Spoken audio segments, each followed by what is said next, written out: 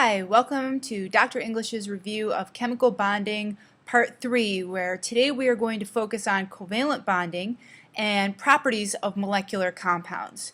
So the focus of today is to go over what is a covalent bond, how are covalent bonds formed, using Lewis dot diagrams to represent covalent bonds, and looking at properties of molecular compounds.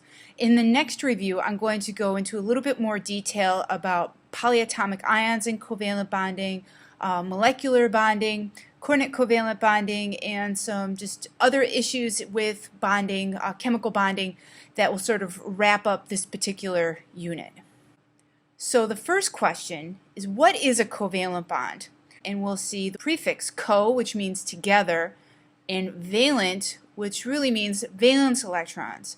So covalent bond is all about the bond that is formed between nonmetals sharing valence electrons. That's what we're going to be looking at here. So if we look at this first point, electrons are shared between atoms to complete a full octet. And that's going to be different than ionic bonding. With ionic bonding, we had a full transfer of electrons. With covalent bonding, we are going to be sharing those valence electrons. So in other words, we're not going to be forming ions, at least not in this general definition that we're looking at right now. So we are just sharing valence electrons to get a full octet between nonmetals. And again, typically it's going to occur between two nonmetals and can be further classified into polar and nonpolar covalent bonds, which we'll talk about in more detail in a little bit. So if we look at this little animation right here, we have a fluorine atom coming in with another fluorine atom, and this overlap that we see right here is going to be our covalent bond. And we're going to look at that in more detail by representing these bonds in terms of valence electrons through the use of Lewis dot diagrams. So how are covalent bonds formed? Well, covalent bonding is all about valence electrons and achieving our full octet. So let's look at this situation here with two hydrogen atoms, and again revisiting what we already know about hydrogen atoms. So a hydrogen atom has one proton because its atomic number is 1, and again because it's referred to as an atom, protons will equal electrons. Therefore the number of electrons for this hydrogen atom will also be 1. And then we go over to this other hydrogen atom, the same thing, one proton, one electron.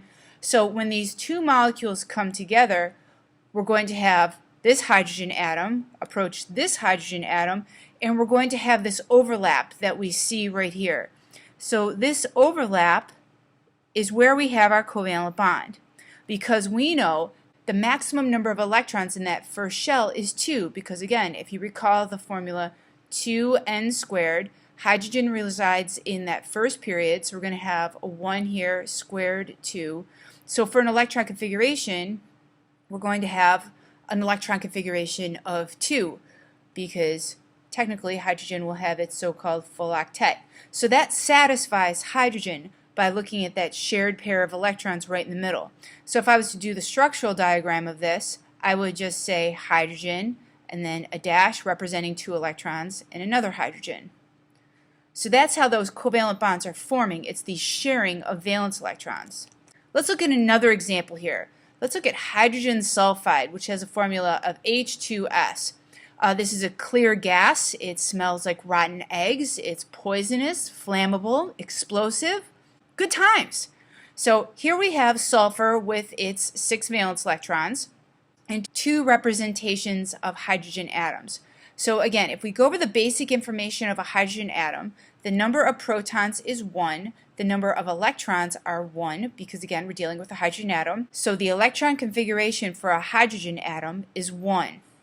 Now, when we look at a sulfur atom, sulfur has an atomic number of 16, therefore it has 16 protons, and again because it's an atom it will have 16 electrons, and its electron configuration is 286. So there we see the 6 valence electrons that we see represented by these black dots up here. 1, 2, 3, 4, 5, 6. Now in covalent bonding, we're trying to get to that full octet. So hydrogen is really trying to get to an electron configuration of 2, and sulfur is really trying to get to an electron configuration of 2, 8, 8 to have the stability of the closest noble gas. So what we'll see here in this animation is this hydrogen atom will come in and will form our covalent bond right here. So now hydrogen has its 2, and sulfur is sharing an electron with the hydrogen, so it's getting closer to getting its full octet. And then we bring in another hydrogen atom, and we get that shared pair of electrons right there. So there's another 2 for the hydrogen, so this hydrogen is satisfied, it has its full octet. And now the sulfur, if we count the number of electrons that are together with the sulfur, we'd say 1, 2, 3, 4, 5, 6, 7, 8, and sulfur now has its full octet and is much more stable, forming the compound hydrogen sulfide. So what does polar mean in covalent bonding? Most of the time when people talk about something being polar, they think about a north pole or a south pole. So in chemical bonding, a polar bond means a bond that is going to have a partial positive pole and a partial negative pole. And when we represent these poles, a lot of times we'll use a lowercase delta symbol. So it looks like a little, almost an incomplete 8. So this means slightly positive or slightly negative. And polarity of molecules, bonds, are really determined by electronegativity values. And you have a list of electronegativity values on table S of your reference table. Now, that being said, a disclaimer here. In a lot of textbooks, they use something known as a Pauling scale, which basically talks about the degree of polarity in a bond. And there's very specific numbers that different textbooks will use, like from 0 to 0.4 and 0.5 to, I don't know, 1 or 1.4. For this particular course, because there is no scale, no specific scale given in the New York State chemistry curriculum, we're going to look at very general trends in terms of bond polarity and determining whether something is a polar bond versus a nonpolar bond. So if your teacher has very specific values that they want you to learn, learn them. But in general, these values will change from website to website and textbook to textbook. So let's look at a polar bond. And an example of a polar bond could be hydrogen chloride. So I'm going to have a hydrogen, a dash, and a chlorine atom coming together, and that represents the 2 valence electrons that's forming this particular bond. Hydrogen has an electronegativity value of 2.2, and chlorine has an electronegativity value of 3.2. So because hydrogen has a lower electronegativity value, we're going to call this hydrogen slightly positive, while the chlorine is going to be slightly negative. And basically what that means is that these electrons that are shared between the hydrogen and the chlorine are pulled closer to the chlorine than they are to the hydrogen, because chlorine has a greater ability to attract electrons to itself. Another example of a bond would be a nonpolar bond. So nonpolar basically means no poles. No poles. So there's not going to be these slightly symbols. One end is not going to be slightly negative or slightly positive. So if we looked at oxygen, diatomic oxygen has a double bond in between it. So 2 shared pairs and 2 lone pairs per atom. Here the electronegativity values for oxygen is 3.4 and 3.4. Therefore, there's equal pull by both oxygen atoms on those shared electrons in between them. So there's no poles between those 2 oxygen atoms. So let's look at specific types of covalent bonding, and let's talk specifically about nonpolar covalent bonds. This is a bond that forms between 2 nonmetal atoms where the valence electrons are shared equally. These are basically the bonds that we're going to see in diatomic molecules, but on rare occasions, there are some situations, like in organic compounds, where a nonpolar bond could be between 2 carbon atoms in an organic compound. So let's look at an example here, the nitrogen molecule. Okay, so we have nitrogen. It has 5 valence electrons, so a nitrogen and a nitrogen. So if it's 5 valence electrons, it needs 3 more electrons to get its full octet. Therefore, it's going to have a triple bond between the 2 nitrogen atoms, each having a lone pair. So again, we see that the electronegativity values would be the same because nitrogen is 3.0 and 3.0. So there's equal pull on those shared electrons between the two nitrogen atoms. Another example that we could look at is ethane. So the carbon in ethane. So ethane has a chemical formula of C2H6. So if we were to draw this out, it'd be a carbon, a line, another carbon, 3 hydrogens. We're going to split that in between the 2 carbons right here. So hydrogen, hydrogen, hydrogen, hydrogen, hydrogen. Now these bonds right here, this bond would be considered polar because it's between 2 different nonmetals and the electronegativity values aren't the same. So we'd call that polar. But this bond right here between the 2 carbon atoms would be considered nonpolar. Nonpolar because the electronegativity values are the same. Now let's look at polar covalent bonds. So with nonpolar covalent bonds, there's equal sharing between the 2 atoms. With polar covalent bonds, we're going to see that these are bonds that form between 2 different nonmetal atoms where valence electrons are shared unequally. So again, we're going to go to our table S and we're going to look for differences in electronegativity values. So let's look at our first example, and that would be hydrogen bromide. And the formula for hydrogen bromide is HBr, where hydrogen has 1 valence electron, bromine is going to have 7, so it's the hydrogen going to be sharing an electron with the bromine. Will represent the lone pairs on the bromine right here. Hydrogen has an electronegativity value of 2.2 and bromine has an electronegativity value of 3.0. Therefore, the hydrogen would have the slightly positive charge associated with it, and the bromine would have a slightly negative charge. And therefore, the electron density, the shared electrons between the hydrogen and the bromine, would be pulled closer towards the bromine. At the same time, let's look at hydrogen cyanide. Now, cyanide is a polyatomic that's listed on your table E, but the formula for hydrogen cyanide is HCN. So if we were to do the structural diagram of this, it'd be hydrogen with a line representing that shared pair. Now, carbon has 4 valence electrons, nitrogen has 5. So they're going to share. This shared pair between the carbon and the hydrogen fulfills one of the valence electrons that the carbon needs. So we're going to put a triple bond between the carbon and the nitrogen, and then the nitrogen has its lone pair. So if I was to go through and assign electronegativity values here, hydrogen would be 2.2, carbon would be 2.6, nitrogen would be 3.0. So if I look at the molecule as a whole, I would say that the hydrogen would have the slightly positive charge because it has the lowest electronegativity value, while the nitrogen would have the slightly negative charge because it has the highest electronegativity value. So therefore, the electron density in general gets pulled closer to the nitrogen than to the hydrogen. So what does polar mean in terms of molecules as a whole?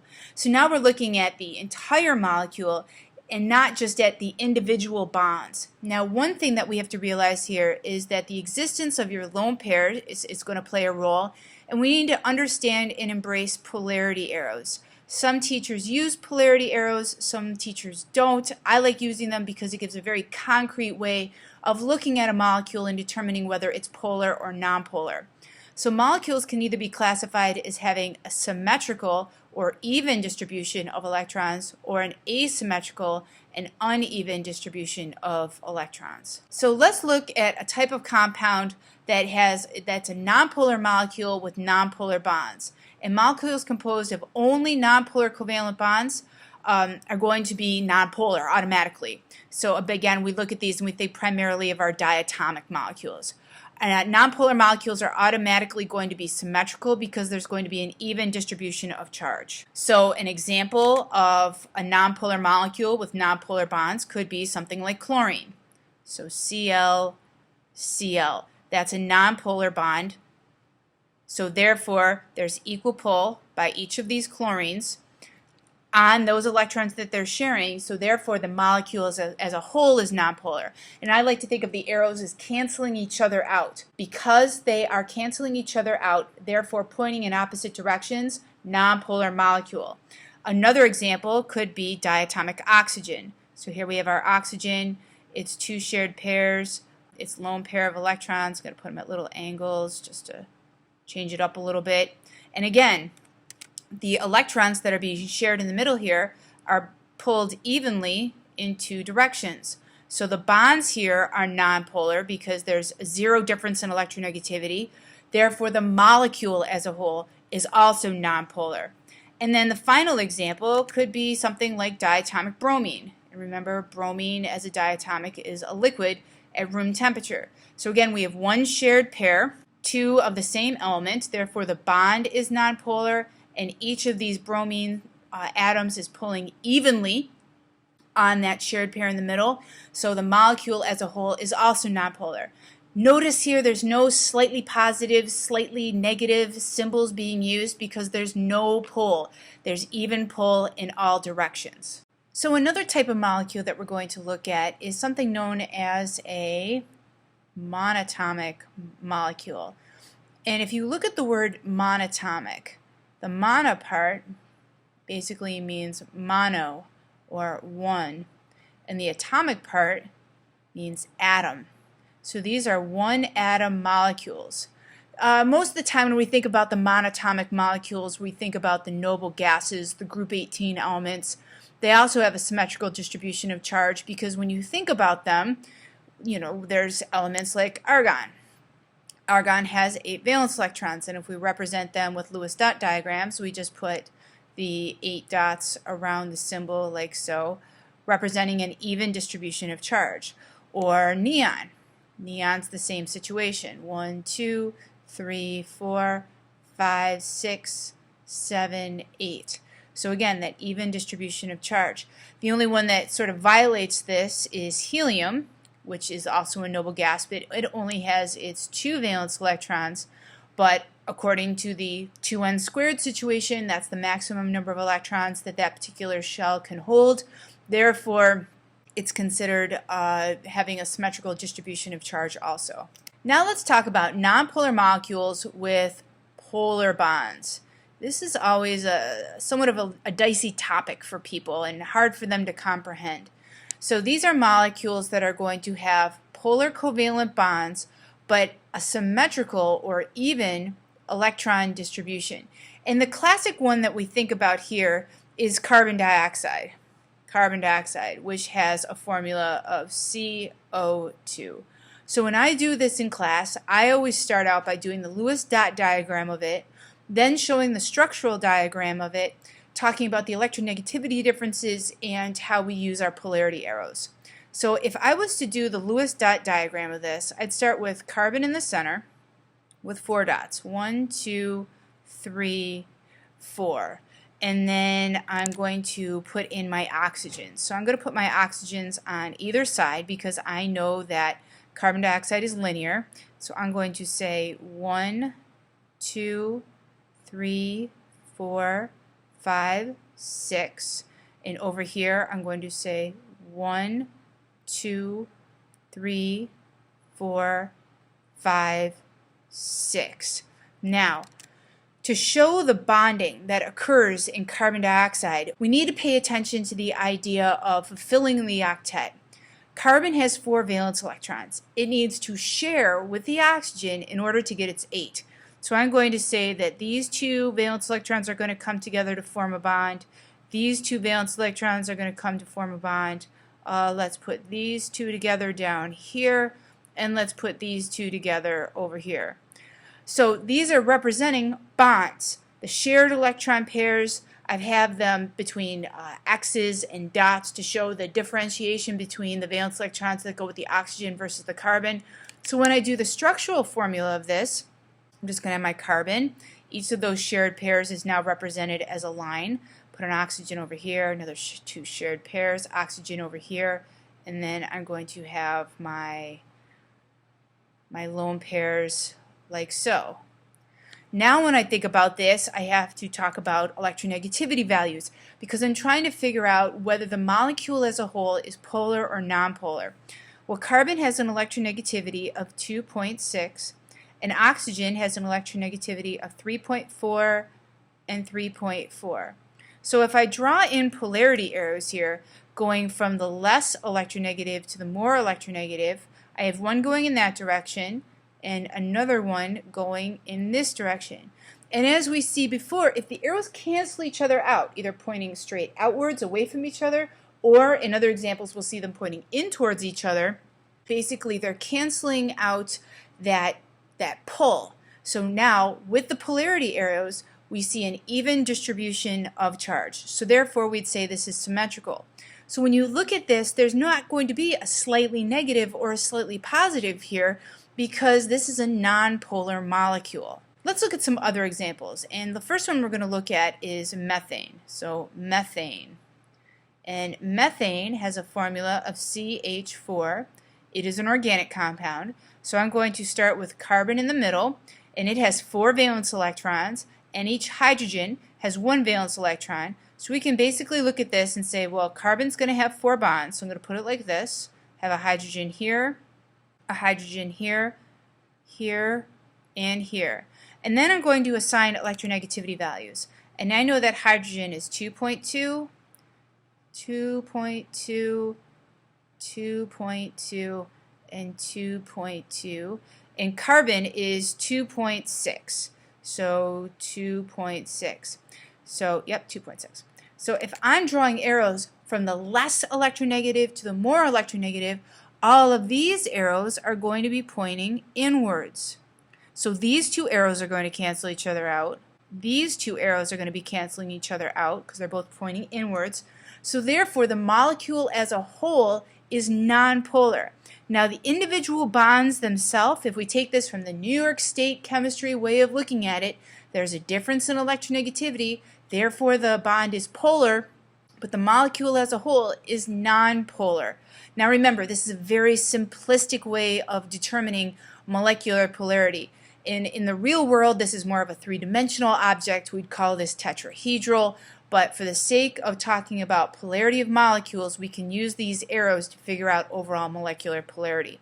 Let's look at another example. Let's look at, make it a little bit more interesting, how about silicon tetrabromide? Okay, so now I have Si in the middle. And like carbon, it's also in group 14, so it has 4 valence electrons. And the bromide represents a bromine, and the tetra, of course the tetra here means 4. So when I do this, I'm going to put a bromine here and have basically that tetrahedral shape again, Br, Br. And I'd have lone pairs all around here. So let's go to the electronegativity values. Silicon has an electronegativity according to table S of 1.9, and bromine has an electronegativity value of 3.0, 3.0, 3.0, and 3.0. Now if you look back over at methane, all the arrows were pointing inwards because carbon is more electronegative than the hydrogen is. In this case though, it's something a little bit different because silicon is less electronegative than the bromine. So in this case, the arrows are going to be pointing outwards. Outwards. Outwards. So these 2 arrows cancel each other out. These 2 arrows cancel each other out. Therefore, again, the molecule as a whole is nonpolar. The individual bonds, because there's a difference in electronegativity, polar. But the molecule as a whole, nonpolar. All right, now let's talk about polar molecules in general. These are molecules containing polar covalent bonds and have an asymmetrical or uneven electron distribution. Now without a doubt, the one that you absolutely positively 100% need to know how to draw, work with, determine bond polarity, molecular polarity is water. And we know that the formula for water is H2O. Don't call it dihydrogen monoxide. Yes, that is appropriate, but most people in the chemistry world just refer to it as water. So if I was to do the Lewis dot diagram of this, I'd put my oxygen. Oxygen has 6 valence electrons. So there's my 6 valence electrons. And then I'm going to put in my hydrogens, and I'm going to represent those valence electrons with X's. I like to differentiate my dots. I think that's really helpful in determining how the bonds are coming together, to recognize covalent bonds. And then I'm going to circle them. So these are my two covalent bonds. Then I have my two lone pairs right here. So to do the structural formula of this, I'm going to do my oxygen, my hydrogen, another hydrogen down here, and I'm still going to include my lone pairs because my lone pairs are important in determining shape. In a greater scheme of chemistry, like if you go into AP chemistry, those lone pairs are really throwing out these big electron clouds that are pushing these bonds between the oxygen and the hydrogen closer together, which gives us this bent shape that we see right here.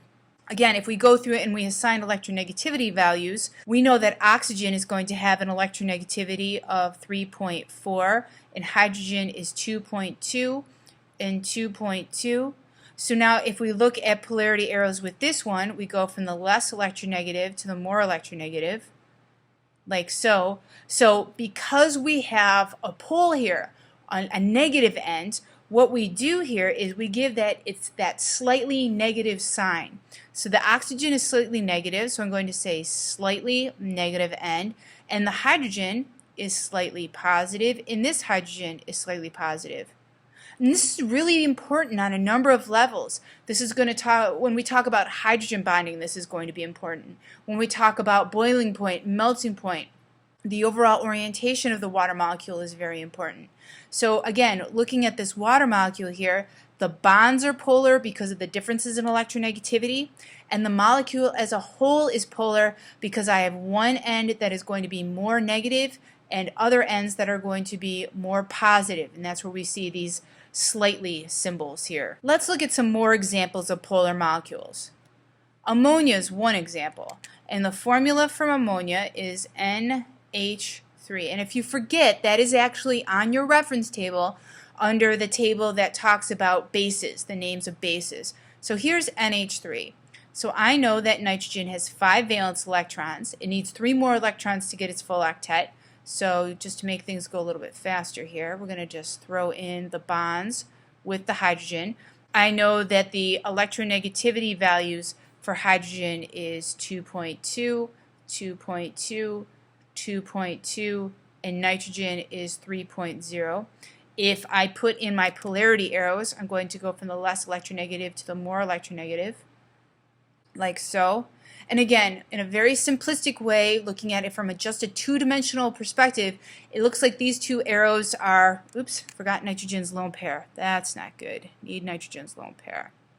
So looking at this from this perspective, it looks like the two green arrows are canceling each other out, and then we have this other arrow where nothing is canceling it out. And from that perspective, we can say, oh yeah, the molecule as a whole is polar. Actually, again, there's a big electron cloud that is basically pushing these bonds between the nitrogen and the hydrogen down. So we actually get a shape here called pyramidal, because in a three-dimensional aspect, it looks like a pyramid. But overall, if I had to look at the bonds here, I'd say, well, there's a difference in electronegativity, so the bonds are polar. And since the arrows do not cancel each other out, the molecule as a whole is polar. So I'd say that the nitrogen end is slightly negative, and the hydrogen ends are slightly positive, slightly positive, slightly positive, and slightly positive. And again, this is going to be very important when we start to talk about dipole-dipole forces, and more importantly, with ammonia, hydrogen bonding. The other example that we can look at is another organic compound, and that is fluoromethane. So this is CH3F. The meth part comes from the one carbon. The ANE, because, well, there's only one carbon, so it's not going to be bound to any other carbons. And then the fluoro part comes from the attachment of the fluorine atom. So I'm going to start with carbon in the center, and carbon has 4 bonds. Hydrogen's coming off of each one. And then I have my fluorine up here with its 3 lone pairs. We'll do this the right way. And then I'm going to go in and I'm going to assign electronegativity values. So hydrogen is 2.2, 2.2, 2.2. The carbon is 2.6. And the fluorine is the most electronegative element on the periodic table, which is 4.0. So how are my polarity arrows working in this one? Well, for the most part, again, in a very general sense, all the electron density is being pulled up towards the fluorine. So we can sort of think of it like, all right, everything's just sort of going through the carbon, and all of this the general amount of electron density is pulled up towards the fluorine. So in that case, the fluorine would have a slightly negative sign affiliated with it, and then the hydrogens would be slightly positive, slightly positive, slightly positive. So again, most definitely a polar molecule. The bonds are polar because of the difference in electronegativities, especially the one between the fluorine and the carbon, and the molecule as a whole is also polar. Most molecular compounds are going to exist as solids, liquids, or gases. They tend to be soft in nature, they're poor conductors of heat and electricity, and they have low melting and boiling points. And that's just some general properties of molecular compounds. So what did we learn from this very, very long review of chemical bonding? Well, we went over what is a covalent bond.